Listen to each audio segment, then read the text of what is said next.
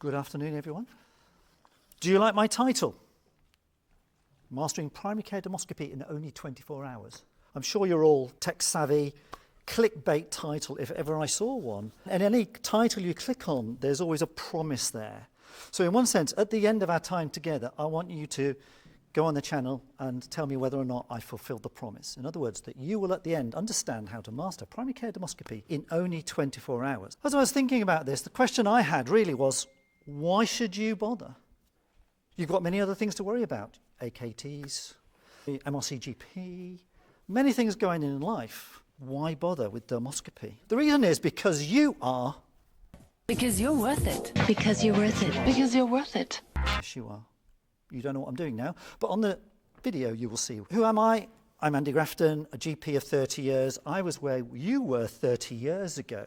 And you've got your whole careers coming up ahead of you. When I graduated, got my GP certificates, I fled the country, went to Africa for 2 years, worked in a mission hospital doing all sorts of things, came back, became a partner in North London for 7 years, running a busy practice, came up to Sheffield in 2001, salaried doctor since then, still there as a salaried doctor, and they've not sacked me yet. So what I'd like to do is unpack my clickbait title. My first question to you is, what is primary care? How do you think it's different to secondary care? Now, whilst they're thinking about that, I want to talk to you. I once heard a consultant talk about the difference between a GP and a consultant. And he said it's a bit like this. He said, consultants learn more and more about less and less until they know everything about nothing, whereas GPs learn less and less about more and more until they know nothing about everything. I think there's an element of truth in that. We as GPs are very much different in that we are masters of the benign. We see lots of normal, common things, whereas consultants, they hate not to know. They are masters of the pathological. How are you doing? 56, 57, time's up. For me, after 30 years, first of all, general practice is local. And I think local, can they walk there? Can't always be possible. But in a push, can they walk? Are you local? The second thing is, are you accessible? You can be local but not accessible because you could be closed all the time. Can they get an appointment with you? Local, accessible. The third thing, and I'm going to be very interested if you've actually put this down, and if you haven't, I'm going to want to know why not, is continuity of care. Reason being, there's a study that showed, see the same GP each time, your mortality rate is 25% lower. It affects the quality of your care significantly. The other thing, patients love it. You'll have happier patients if they see you, the same doctor every time. But perhaps more important for you today is that you'll be happier. Doctors who provide good continuity of care are happier in their jobs. If you're not thinking about continuity of care, you're not doing it. So that's three things. The next one is we do 90% of what they can do at hospital, and we should be doing it as well as they or better with the 90% people. And finally, we're cheaper. Secondary care is super expensive. We in primary care are cheaper, which is what people say, more primary care, please, thank you very much. Those are 5 things for you. And in one sense, our job is to triage and hold back all the normal from going to secondary care, where they like to cut people up, poke them, prod them, test them, dice them. The iatrogenic harm, doctor-induced harm, is immense. As you look at that little list, my question to you is, does it have to be a doctor? Does it have to be a GP? You see, I think you're a luxury. People think PAs can do what you do. I've trained up nurse practitioners. Can they do what you do? Paramedics. Watch out for AI, folks. When we talk about primary care, if you're going to accept that definition, what do you now, question to you, and you're going to have 60 seconds on this, think about, what do you bring to the party that's different to everyone else as GPs? Why are you worth it? Go. Time's up.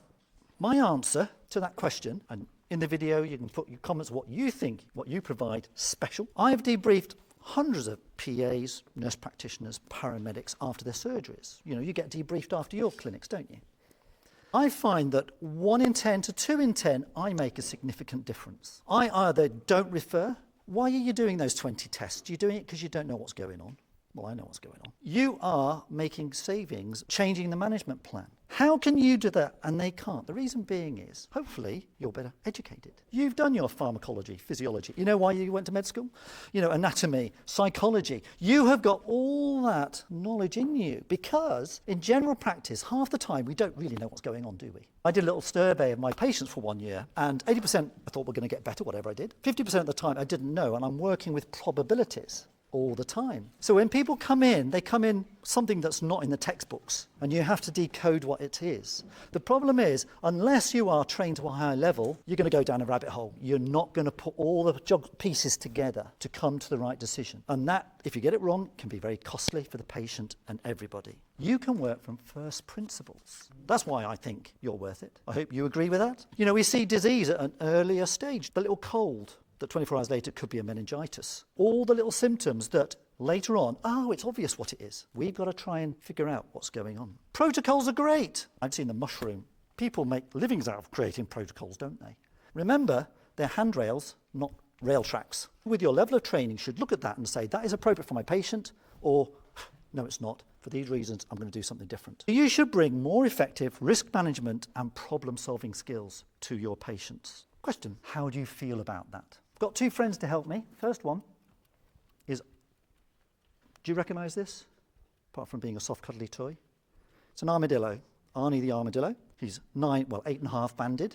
And Arnie has an approach to risk, which is up in a ball. Any sight of risk, he reflects it elsewhere, and he's not really interested in risk. The other approach is a mother hen. Every problem they want to solve. So I'm going to give you a few scenarios, and I want you to decide which one you are in terms of how you respond to problems. When patients come to you, they come with problems. They come with risks attached. And how we respond to that risk differs. The thing is, it doesn't necessarily make you a bad doctor. I think it's partly about who you are as a person and how you feel about risk and problem solving. So, scenario, think about this one. Which one? Your patient is late. Reception message you, will you see the patient? What does Arnie say? No way, Jose, it's their fault. Mother hen? Come on in. Okay. Number two, receptionist comes to you with a problem, a result. Dr. So-and-so isn't in the house. It says urgent. You look at it, it's not my problem. It's really the other doctor's. Do you go away, it's not my problem? Or do you say, it's not really my problem, but I'm going to look after that. I'm going to solve that problem. Three, there's a mistake. A patient has an adverse outcome. How do you respond to that as a clinician? Arnie runs and hides. Doesn't want anything to do with it. Mother hen broods on it, ruminates on it, thinks about it. What did I do wrong? What could I do better? Figured out which one you are? Which one is more likely to take work home? Which one is more likely to suffer from imposter syndrome? 1 in 4 of you apparently will have imposter syndrome. That's the feeling of persistently feeling like a fraud. Studies show that actually mother hens are more likely to have that because they're actually more conscientious. Because they're feeling a fraud, they have to kind of feel like they've got to cover that up by working extra hard. Patient comes into you. What problem are you trying to solve? Arnie the armadillo. How can I get them out as quick as possible? With as little as risk to me as possible. And by the way, they've got tired all the time. I don't really deal with those problems. Who can I get them to come and see next? How does mother hen respond to problems? They absorb it. Mother hens are absorbers. Armadillos are the deflectors. Question is 60 seconds, which one is better? As I was thinking about this illustration, I thought, well, it's not really a very validated study, is it? How can I validate this in a study? So I went to the most intelligent people in our practice, and that's our receptionists. And I gathered them around in a little circle. And I said, look, I've got this little illustration about GPs and how they approach risk and problems. What do you think? So I gave them the doctors' names one by one in our practice. And I knew where I thought they would be because I've worked with them for many years. And do you know what? They were spot on. Is it valid? I don't know. If it works for you, great. Our receptionists seem to like it. And if it helps you thinking about yourself as a clinician when it comes to risk management and problem solving and how you approach that, then that's great. If not, forget it. Time's up. Hands up. Arnie, the armadillo. How many think they're doing the better job? How about the mother hen? Hands up, mother hens. I know your arms work. Put it like this. I think it's a false dichotomy. It's a spectrum. We all lie on that spectrum somewhere. If anybody says either or, just think, is this a false dichotomy? I asked the receptionist where they would place me. They placed me in the middle. And do you know, I was really excited because I am actually an armadillo. I look back at my early days, and if there was a problem, something went, I ran away. I mean, you know, if you're an armadillo, no shame. Can I tell you why? Which is better? It depends. So for the patient, I want my doctor to be a mother hen, don't you? But if I'm a doctor, I actually want to be an armadillo.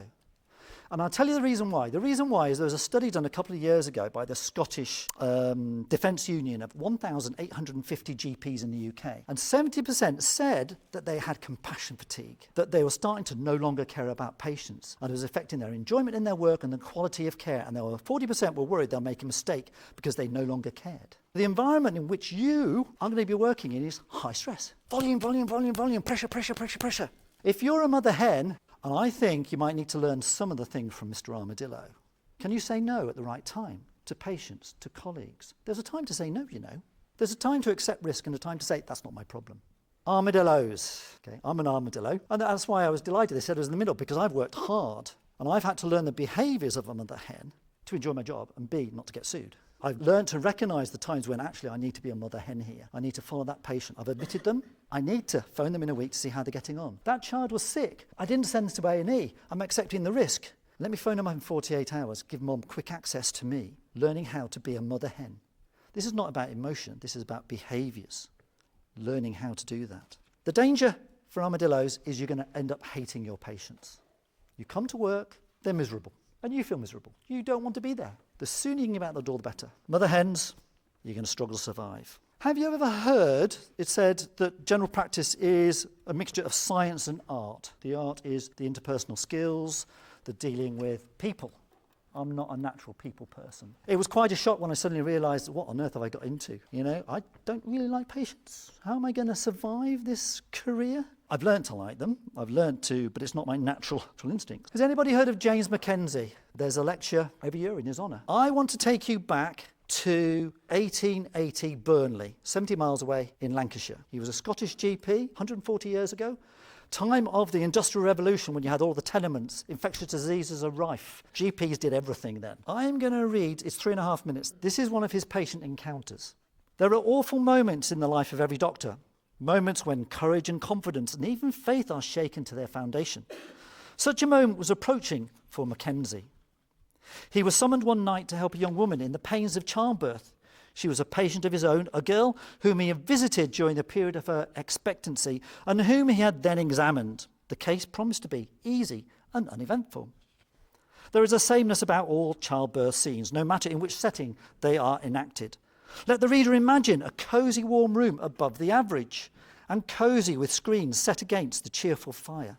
Let him picture the anxious faces of old women, as a rule a midwife and a near relative of the young mother, and the less anxious but alert and eager face of the doctor. Let him see the prostrate figure on the bed, a poor little figure of sorrow, alone in their struggle with that most monstrous of pains. The doctor is seated beside his patient, so that from time to time he may feel her pulse, and so that he may render all the help in his power at each stage of the conflict. Oh, doctor, I can't stand any more. Please, doctor. There, be a patient, girl. It will soon be over. A great silence falls in the room. The girl's hair is wet with perspiration. Beads of perspiration gleam on her brow. The blood rushes in full tide to her cheeks as the last exertion of her pain fades away. Her eyes glow splendidly in the lamplight. The doctor bends over her and wipes her brow, supporting her with fresh assurances and encouragement. There comes a gentle knock at the door.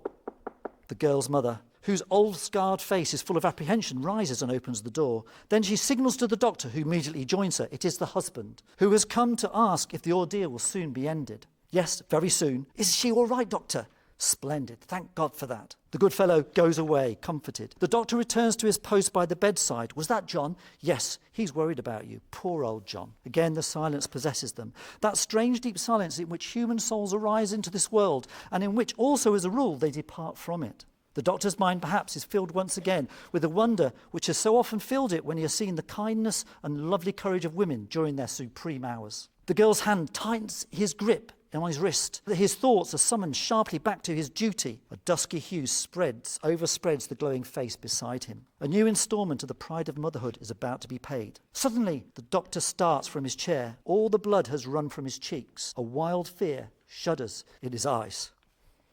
He seizes the girl and lifts her in his arms. His hands are set on her heart as though he could compel it by main force to resume its work. He pauses like a creature distraught and glances down at the fair young face. There is no colour in it now, and the long eyelashes fall in exquisite tranquillity on the cheeks. Oh God, can it be possible? He clutches at the wrist to feel the pulse. He turns his face to the women who, as yet, seem to be unaware of the calamity which has befallen. The expression in his eyes make them cry out in chill and awful dismay. The brandy, hot water, a towel dipped in hot water. Oh, be quick, be quick. The girl is dead. She has died of sudden heart failure. Her child remains unborn in her womb. James MacKenzie, as he turned to break the news of her death to her husband, tasted the bitterest anguish which any doctor can ever experience. Question. If you were MacKenzie, what would you do now? Armadillo, Mother Hen? My instinct is to run away. What can you do? Here's what it is. 1 in 25 women died in childbirth. It's a tragedy. Let's move on. See what James MacKenzie did. An hour later, in his consulting room, as he paced the floor in the deep silence of the small hours, the full horror of this calamity was revealed to him. The question sprang to his lips. Would this death have occurred if it had a better knowledge of heart afflictions? In other words, had there been present before the time of delivery signs or symptoms which might, had he recognised them, served as a warning to him and so have enabled him to take precautions? He couldn't answer that question, and the fact of his ignorance appalled him. He felt a sense of guilt which chilled his very soul. There and then, beside that infinitely piteous deathbed, he resolved to obtain a better knowledge and to make a beginning by studying in women the mechanism and history of the symptoms usually supposed to indicate heart failure. It was thus that MacKenzie became a heart specialist. His heart drove him to improve the science, and he did. He was one of the founding fathers of modern cardiology. They understood the anatomy, they didn't understand the physiology. He developed a gadget to measure the pulse pressures, venous and arterial. He understood, at the end, atrial fibrillation, arrhythmias. Amazing guy. Let's move on. 40 years. William Pickles. Anybody? William Pickles? No one knows William Pickles. Let me tell you about William Pickles. He was 70 miles but further north, and he was in Wensleydale. He was a GP, 1920s. Aysgarth was the village, and it was a nice valley with 8 villages dotted around it. In his 40s, he'd been there 20 years, he read this. He thought, well, what can I do? And he realised that infectious disease was running rife. So what he did was, he started to become an epidemiologist. And every time he saw someone with an infectious disease, he plotted it. And at those days, people didn't travel very far. So if little Johnny went to a birthday party over with Sarah, and there was chickenpox, and he went back home, he could work out what the incubation period was. Anybody? Chickenpox, incubation period. Yeah, 7 to 21 days. William Pickles. Measles, bit tighter, about 10 to 12 on average. William Pickles. So he studied infectious diseases, and he wrote a book. William Pickles was the first president of the Royal College of GPs, RCG, 1953. He's the guy who started it all. All right. You go into general practice and you think, I can't do a double-blind controlled study. Our superpower as GPs is observation. We know people, and you see patterns, and that's what William Pickles did. I got interested in that, and I thought, well, why don't I get the original? This is his book that he wrote, called Epidemiology in Country Practice. Well, the thing with this is that this book that I got, he wrote to me, he signed it.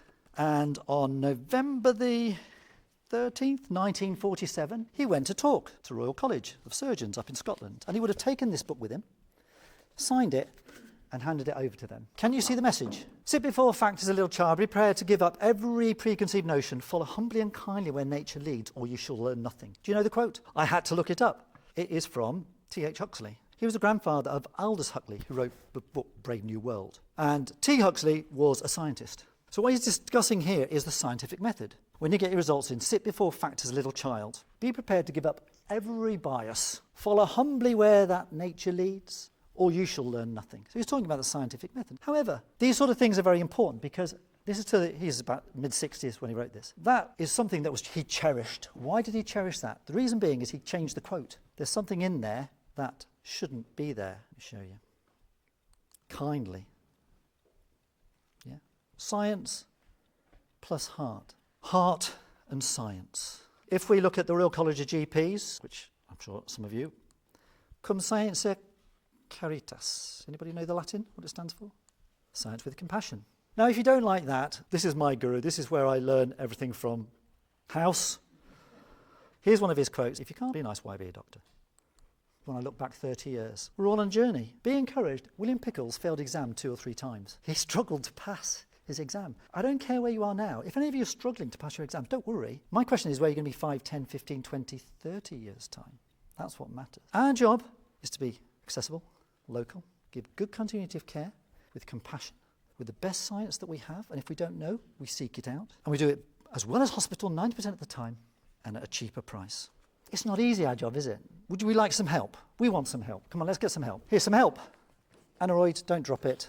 Not as good as the mercury ones, but there you go. How does that help us? Well, when we're dealing with risk and problems, what do you do if someone comes to you with a blood pressure of 60/0? Starting to solve your problem a little bit. What if it's, and I've had a couple of people come in, highest I've ever seen is 250/150. Dip urine, got raging nephritis. Hello, Mr. Renal Physician, he's yours. So what's this? This is a risk assessor, helps us manage our problems. How about this one then? Stethoscope, anybody? Do you know, anybody know who invented the stethoscope? Rene Laennec, 1816. He was a Parisian doctor. He was walking in a park one day and he saw two young boys playing with a very long stick, one with an ear at each end, using a little stick to scratch and send messages. He thought, oh, that's interesting. A little while later, he was in his clinic and a young lady came to him with a malady of the heart. Now, before then, the way you would assess the heart is, the Greeks, Aristotle, palpation. You can feel it. Percussion and auscultation. You would put your ear to the chest. She was a buxom lady, and he was very embarrassed. He didn't want to do that. He remembered the boys, and he rolled up a piece of paper really tight so he could get a bit of distance between him and the patient. Have a little listen. He was amazed. He spent the next 3 years then refining into a conical wooden shape, and people flocked to learn about it. Rene Laennec. Died at 48 from TB, by the way. Helps you assess risk, manage problems. We got to dermoscopy. What's a dermoscope? Is a risk assessor. It helps you look at something, triage them, and see whether you should be worried or not. Anybody got a dermoscope? I'm not surprised, because they've only been around really the last 20 years, and actually there aren't many people who know how to use them to teach you. So in your training, you'll have had very little skin at undergraduate. Yet when you get into general practice, you're going to see a lot of skin. 10% of your patients got skin problems. 1 in 4 patients will have a skin element to it. Think about what general practice, what we're meant to be doing in terms of triaging. If no one's taught you how to use it, you're not really tested on it, are you, in your AKTs and your MRCGP? They're not going to give you a dermoscope and say, can you assess this lesion, please? The best you get is ABCDE, isn't it? You know, if it ticks the ABCD, I'm going to ship it off with Telederm. Hands up, any of you have used Telederm? A forest of hands. I've got a very good Geordie friend, and one of his little favourite phrases, called Ramsey, one of his favourite phrases, he says, Andy, sometimes you have to ask forgiveness than permission. Have any of you ever done crack cocaine? I'm glad you laughed. As you might know, cocaine comes in powder. You can snort it. You know, you can dissolve it and inject it into you. But you can also inhale the fumes. So what you do is you heat it up, and as the crystals get hotter, they emit a vapour. Yeah. And as you, it smells lovely. And as you breathe in the vapours, within 10 seconds, it hits your brain. We're smoking, folks. Anybody? Oh, they don't make them like they used to, do they, really? Problems go away. Anxiety goes. I'm relaxed. I'm chilled. I'll float out the room. So why don't we recommend crack cocaine to our patients? Reason being is, in the long term, it rots your brain. Eventually, you stop being able to make decisions. Your life literally falls apart. Telederm is crack cocaine in general practice. Bear with me. I hear a few people who aren't quite sure of that, and I'll explain why. Because when someone comes in and says, well, I'm here, doc, can you look at this mole? You look at it and you're running late. I think, don't know. Telederm. Someone else's problem now. I don't have to worry about the risk. I've got the problem solved, and it's someone else's problem. I was going to have a sweet here and chew the sweet and throw the wrapper on the floor. Telederm is you get the sweetness, you get that goodness, and someone else has to pay the price. Who pays the price? First of all, the patient. Anybody done any audits in your practice on what happens with Telederm patients? I have. The average was 14 days to get an appointment with the care assistant to get a photograph done. So if you're not doing it yourself, you've got that delay, haven't you? Then 1 day to get to the secretary, to then send it to the hospital to get teledermed. 1 day for the results to come back. Pretty good, 2 days. Then on average, 17 days to let the patient know. 31 days. Patient comes into you worried, and they are worried that it's cancer, and you say, I don't know, go away, someone else's problem. Like crack cocaine, you feel good.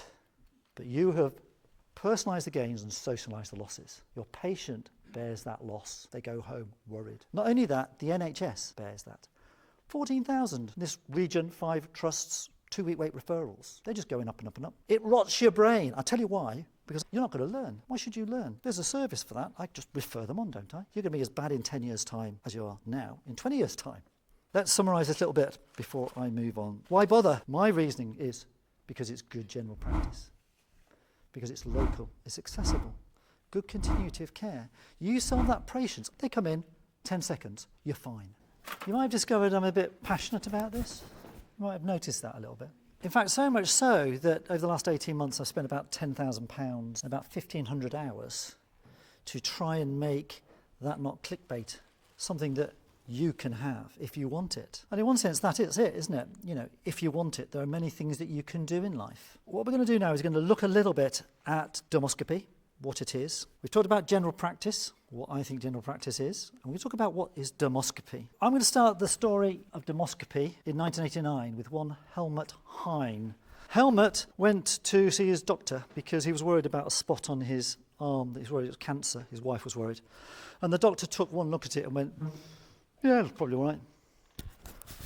Helmut went away very dissatisfied. Is that the best examination he could do? Helmut wasn't a normal person. In 1947, he set up a company called Heine Optitechnik, and it created optical instruments, and he was an engineer. So he did some research and discovered that the problem we have with the skin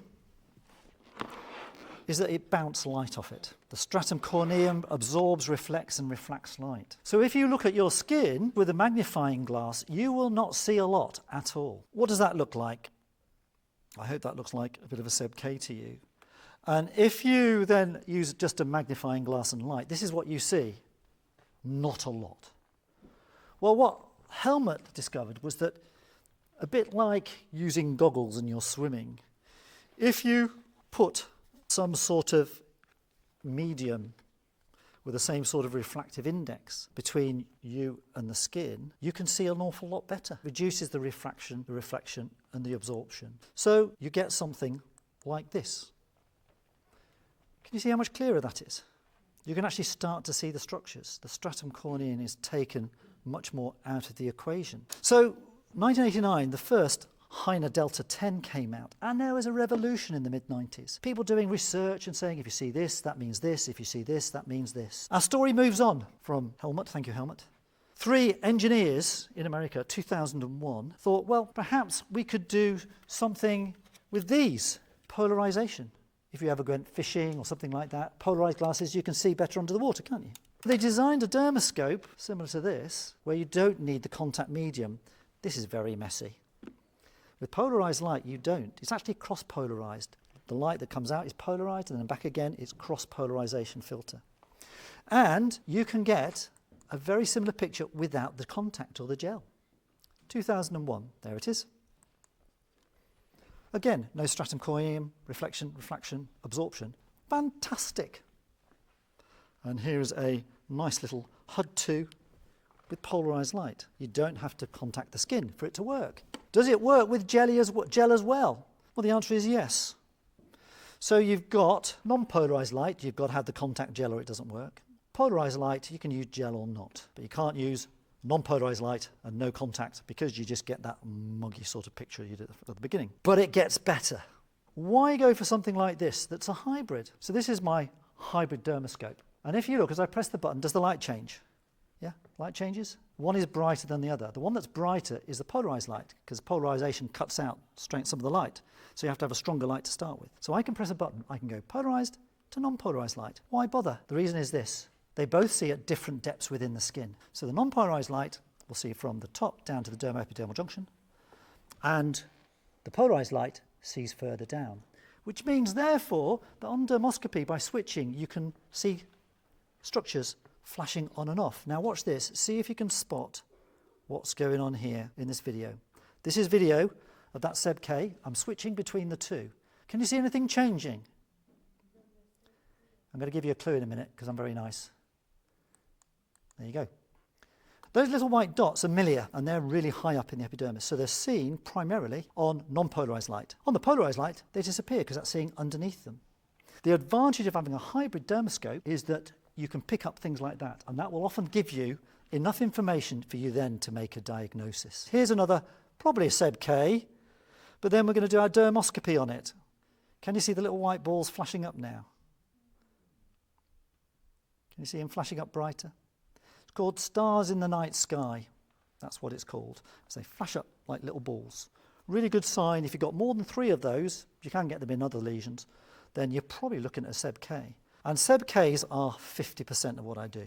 I do my spot clinic and I have people sit in with me. What I've learned to do is give them a piece of paper early on and say, can you please draw me a cross-section of skin? I get all sorts of pictures drawn for me and they're not skin. So I make no assumptions about what people know. So I'm now going to give you 60 seconds just so we're on the same page about histology. Here we go. That's the basement membrane. Everything is orientated around that. There it is on a histological diagram, barrier between dermis and epidermis. However, in some places on the face, it's flat. And on the hands, glabular skin, hands and feet, it's actually very wavy. So you've got to learn 3 types of dermoscopy. Keratinocytes along the basement membrane, 1 in 3 are dividing, pushing up a column of keratinocytes over about 30 days till they differentiate and get shed as skin. Dermis, epidermis, reti ridges are the epidermis pushing down. Coming up are the thingamabobs. Melanocytes. Melanocytes are clear. They produce the melanin, which is actually in the keratinocytes. So they're actually pale melanocytes. So when you look at your skin and it's coloured, the pigment of melanin is actually in the keratinocytes. Feeding blood vessels, there should be no blood vessels in the epidermis. Fibroblasts producing collagen. Collagen, very much the dermal thing, and then you've got your adnexal openings. And sometimes you might get a little mite. That was 58 seconds. That's roughly all you need to know. What about this one? You know your ABCs. What would you do with this? He comes in, he's had this, he's noticed it, doesn't know how long it's been there. Is it asymmetric? Borders irregular? Probably 2 colours, dark brown, light brown. Diameter, probably about 15, 20 millimetres. 2-week wait, blah, blah, blah, blah. I hope you did. I would without my dermoscope. Here's the dermoscopy. It's actually a seborrheic keratosis. Those are called fissures and ridges. They look like Christmas trees, I think, spreading out, don't they? Bit of purple there. It's got what we call comedone-like openings within it. Thickens acanthosis. Look how beautifully cropped around the edges. There's nothing there melanocytic about that. That's a seborrheic keratosis. So what did I do with him? Leave it alone. Do not pass go. What about this little mole here? So moles are interesting. Can you see that pattern there? When you think about skin, you know you've got the wavy line. The basement membrane is actually a wavy line. It's actually like this. So if you imagine a nevus, you get a sheet of cells which are pigmented. That's what nevi cells are. They're abnormal melanocytes they lose their arms, they get stuffed full of melanin and they're pigmented. Then what actually happens is you get this sheet, and because of the reti ridges going down, you get the darker lines, because from you it looks more concentrated. The flat are the holes. So that's what we call a reticular network pattern. And that is very nice and normal. But you can reassure the person, that's fine, don't worry. What about this? ABCDE. They come in to see you, they're worried about it. What would you do? You slap your dermoscope on it. This is called cobblestoning. And cobblestoning, again, is a normal benign pattern that you see for nevi. What about this? This guy's 84, and ABCDE, anybody? Looks horrible, doesn't it? I would refer that, wouldn't you? It's a seborrheic keratosis. Okay. We call it the chocolate chip muffin effect. All right. These are balls of keratin. The little things here, that's not network. Those are fissures and ridges. He's actually got some milia in that as well. And I looked at that and thought, there's a seborrheic keratosis. Things that look like they're cancers very often aren't. Anybody not know the story of the ugly duckling? Anybody? Ugly Duckling, here's a book, 1935 edition, Hans Christian Andersen. The story where ducks have got some eggs and one hatches and looks different. Something that looks different. You can read the rest of the story. 2 ugly ducklings. This guy, I went to do a COPD review on him because he'd seen a colleague a couple of weeks earlier and I wanted to check he was better. And I said, can I listen to your chest? There's 2 ugly ducklings there. Let's look at his first one. That's the bottom one. Let's look at the dermoscopy. So I looked at that and I thought, that's a super mature. That's been there 50 years or more. That's a SEB-K. What you've got is balls of keratin, the pink acanthosis. You've got actually some little milia down at the bottom left there. And you've got little hairpin vessels, as they're called, within it. That one at the bottom is a SEB-K. Leave alone. Let's have a look at the top one. What do you think? Doesn't look great, does it, really? Well, let's do some dermoscopy. It's a melanoma. You can see the difference between the 2 images, non-polarised, polarised. You can see the white bit. These are called shiny white structures. This is altered collagen. And then again, this is the network pattern down the bottom. So he had a 0.6 millimetre melanoma that I picked up by chance, just because I was looking. That's what dermoscopy does. What about this? What would you do with this? So dermoscopy, you can also use it in eczema. You can use it in non-skin cancer type things. So if you look at that, and he comes to you, he's 63, no previous skin problems. He's had that about 3 months, seems to heal a bit, but then seems to break out again. It's about 12 millimeters in diameter. First questions might be, any injury? Could it be eczema? Doesn't itch. If it doesn't itch, it probably is not eczema. It wasn't itching. Could it be fungal? Yeah. So if you see that, problem, risk management, you look at that and you think, 3 months, what might you give him? Steroid, antifungal? Come back in what? How long? Hopefully you come back, because you're an armadillo, don't forget. Come back, maybe see someone else, hopefully. If it doesn't get better, come back in a month. Isn't that the usual sort of thing? Fair enough. Okay, that's a melanoma. So let me show you the dermoscopy, which told me it was a melanoma. Non-polarized, polarized. Can you see how shimmering that is? That white is what we call regression. The body's trying to fight the melanoma. That bit of dirt around the edge is what's left behind as a bit of melanin pigment. So it's amelanotic. Not really ABC positive, is it? It doesn't look like a melanoma. That's the problem with the ABCDE. The ABCDE tries to be as broad as possible, but your sensitivity, you pick up lots of benign things that aren't cancer. But also it will miss things like this. But dermoscopy means you don't. Can you see the way in which it helps me? Because how can you ask me to look at something when I know that it can look odd, but actually it's a melanoma? Clickbait. Mastering Primary Care Dermoscopy in only 24 hours. Primary Care Dermoscopy we've talked about. What about mastery? Remember, consultants are masters of the pathological. We are masters of the benign. For you to master Primary Care Dermoscopy, what do you need? You need to know how to use a dermoscope. Polarized, non-polarized. If you know how to use one, can you take a photograph? If you can take a photograph, and I'll tell you how complicated it is for me to take a photograph. That's it. Photograph, Accurix, into notes. Your consultant colleagues will love you. If any referral you do, you put dermoscopic pictures in. Half of primary care dermoscopy. You know how to use a dermoscope, you can take a picture, you can also go into the records, medical legal purposes. The third bit you need is a little bit of knowledge. In terms of referrals, the figures are, if you use a dermoscope, without using a dermoscope, you have to cut out 18 to find that one cancer. If you use a dermoscope, it's 4-to-1. Referrals will plummet. You're wondering why this is here? You're wondering why it's there? Let me show you. Do you know what it is, first of all? This is a Saturn V rocket to take you to the moon. Where have I spent my 10 grand? Where have I spent 1,500 hours for you so that this isn't clickbait? You understand what mastery is? It's not complicated. You will grow. Dermoscopy, when you start, you think you have to know it all. You don't. You now, probably, if you saw a wart and a skin tag, are probably okay with that. Fungating, horrible mass, rapidly growing. So you've got a grey area like that. With dermoscopy, I'm like that. With consultants, they're like that. There's always a grey area. So mastery is bringing that in. You need 3 things. You need a dermoscope. Sorry. Pay to play. If you haven't got a dermoscope, you can't do dermoscopy. I've been looking around for the cheapest I can find that will do the job. This, 30 quid from Amazon, eBay, Chinese special. You can't take photographs with that. Avoid. F2s and sometimes GPST, we give them these to use. They take a photograph, put it in the notes, and then I can review it with them. Polarized is okay, but as you've seen, there's great advantages to having a hybrid dermoscope. My DL3 equivalent is around about 1,200 quid. I've had it 10 years. Yeah, it was £900 then, so 90 quid a year. At the moment, the Chinese are coming out. They're producing some good dermoscopes. The Ibulu DE3, I've reviewed it, and that's probably the cheapest hybrid that will do the job nicely for you. What do you need? A dermoscope. You need fuel. Would you like to go on a course, anybody? I did the Cardiff 12-week online course, dermoscopy, very good course, 12 weeks, intense, 1,200 quid. Primary Care Dermological Society, I know the people who run it, very good. They do day conferences, beginners, intermediate and advanced, 150 quid a pop. What I have done for you is I've done it for you for free. This is the curriculum, by the way. So this is as a GP, to master it, that's what you need. And by the time this video comes out, you are going to be able to go on there and download a manual that is going to take you through the basics all the way through, 3 to 4 hours of videos. Then, that's about 4 hours of our 24 hours. So we're talking about mastery of primary care dermoscopy in only 24 hours. Do you know how long it took me to reach orbit? You know, when I started dermoscopy, I did my course, and then I'd only be seeing 2 or 3 patients a week.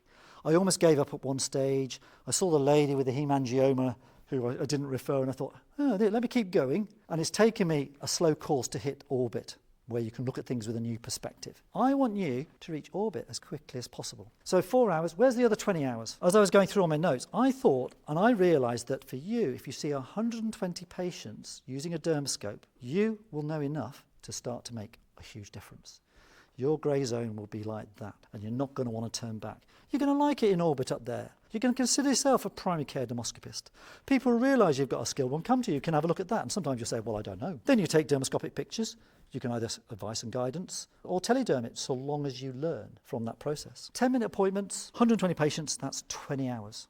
Rocket fuel. Let's say you've done the videos, you've learnt a bit. You've now got to light the touch paper. This is a scary bit, and start seeing patients.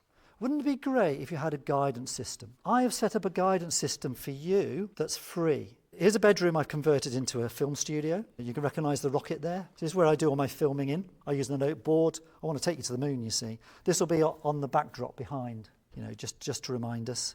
And all those little bits there are all part of the video. If you do the course, there's an exam, an online exam I've written for you. If you take the exam and pass, and if you've got 3 to 6 months in general practice and you get a dermoscope, then email me, talk to me, and through Zoom, every 2 or 3 or 4 weeks, show me patients and I will guide. Dermoscopy is decoding histology without resorting to a knife. That's what dermoscopy is. I want you to be the great primary care dermoscopist you were born to be. And I have brought the barriers as low as I can in terms of knowledge, in terms of support. I think there's 3 responses that you can have to this. One is, meh, it's not for everybody. A primary care dermoscopist in every general practice is what I'm aiming for. Doesn't mean to say you all have to do it. But for some of you, you think, do you know what? I'm a visual person. This ticks my box. You know, when you go home at night, do you say to your significant other, do you know what I did? I gave someone a statin today and I reduced their risk by cardiac risk by 2%. Whoa. Or do you want to go home and say, do you know, I found a BCC no one else would pick up at that stage. Do you know, I went out and I picked up a melanoma. I would like a piece of that, but it's not for me now. That's fine. I appreciate that. You've got your exams, you've got what's going on in your life, but there's a time when you sit in general practice, you might sit there and you do another telederm referral, and you think, do you know what, I could do better. Click on the button, download the manual, start doing your 3 to 4 hours, give me a call, and I can help you. Maybe for some of you, actually this is really what you need right now. You could put it on your PDP. You think, actually, I'm in practice for a while. I'm seeing all these skin lesions. I know I could do something better. Can you help me now? During the break, I talked, is it Nixon? Nixon's the one who came up to me and said, do you know what, I really want to get into dermoscopy. Can you tell me more about dermoscopy? You don't have a dermoscope, do you? No. You do now. Okay. Not finished. Not finished. Not finished. Not finished. So at the end, I want you to start practicing on these people. All right. I will show you how to do it. Now, you're going to need 2 things. It's a hybrid, remember? So what you need is some gel, and it's very messy when you use the gel, so you're going to need something to mop them up with. All right. So just say, thank you, Ibulu, because they get, thank you, Ibulu. Well, thank you, Ibulu. Okay, you're going to use it. Great stuff. Oh, Thanks, Nixon. Okay, I'll see you in the end. Dermoscopy, for me, what's not to love? You know, the options are there for you. Thank you for listening. Training a primary care dermoscopist for every general practice.